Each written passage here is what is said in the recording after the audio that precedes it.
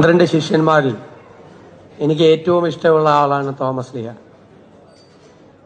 ഇവിടെ തറയിൽ പിതാവ് സൂചിപ്പിച്ചതുപോലെ വേദപുസ്തകത്തിൽ ഹ്രസ്വമായ ഒരു ഭാഗത്ത് മാത്രമാണ് തോമസ് ലീഹയെക്കുറിച്ച് വിശേഷിപ്പിച്ചിട്ടുള്ളത്. പക്ഷെ അത് മതി, ആ വളരെ കുറച്ചു ഭാഗം മതി ആ ശിഷ്യനെക്കുറിച്ചും അദ്ദേഹത്തിന്റെ വിശ്വാസത്തിന്റെ തീക്ഷ്ണതയെക്കുറിച്ചും മനസ്സിലാക്കാൻ.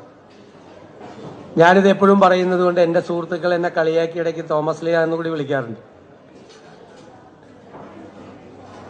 കഴിഞ്ഞ ദിവസം തട്ടിൽ പിതാവ് സൂചിപ്പിച്ചതുപോലെ CMB ജോസഫ് എഴുതിയ ഒരു പുസ്തകത്തിന്റെ പ്രകാശന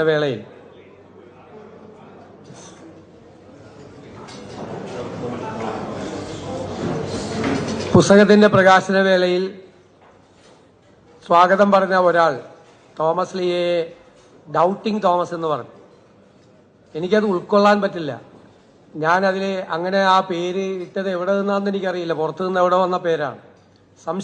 സംശയാലുവായ തോമസ് എന്ന് തോമസ് ലീഹയെ വിളിക്കാൻ പാടില്ല എന്ന് ഞാൻ വളരെ ശക്തമായി അതിനോടൊന്ന് പ്രതികരിച്ചു.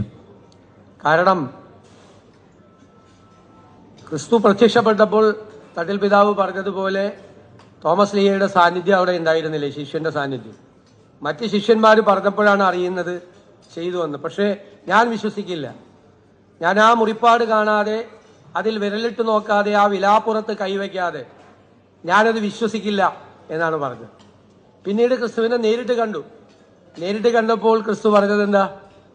നീ നിന്റെ വിരലൊന്ന് നീട്ടി എന്നെ തൊടുക, എന്നിട്ട് ആ കൈ എന്റെ വിലാപ്പുറത്ത് വെക്കുക, എന്നിട്ട് വിശ്വസിക്കുക. അപ്പോൾ പറഞ്ഞത് എന്താണ്? ദൈവമേ, എൻ്റെ കർത്താവേ എന്നാണ് തിരിച്ചു പറഞ്ഞത്. ആ വിശ്വാസം തൊട്ടുനോക്കി. സത്യത്തിൽ എനിക്ക് തോന്നുന്നു കേരളത്തിലെ ക്രൈസ്തവരിൽ ഒരു വലിയ വിഭാഗത്തെ തൊട്ടു വിശ്വാസികൾ എന്ന് പൊതുവെ വിളിക്കാനുള്ള കാരണം തൊട്ടുനോക്കിയാലേ വിശ്വസിക്കുള്ളൂ എന്നുള്ള. ഞാനതിനൊരു വലിയ സർവകലാശാലയിലെ ഒരു വലിയ സയന്റിസ്റ്റ് പറഞ്ഞത് ഇത് തോമസ് ലീഹ സയന്റിസ്റ്റുകളുടെ മധ്യസ്ഥനാണെന്നാണ്. കാരണം സയന്റിസ്റ്റുകൾ ഒരു തീരുമാനത്തിൽ എത്തുന്നത് നിരന്തരമായ പരീക്ഷണങ്ങളിലൂടെ എല്ലാം നോക്കി മനസ്സിലാക്കി കൃത്യമായി ബോധ്യപ്പെട്ടു എന്നുള്ള ഗവേഷണത്തിന്റെ അടിസ്ഥാനത്തിലേ ഉള്ളൂ ഒരു ശാസ്ത്രീയ സത്യം വരുള്ളൂ.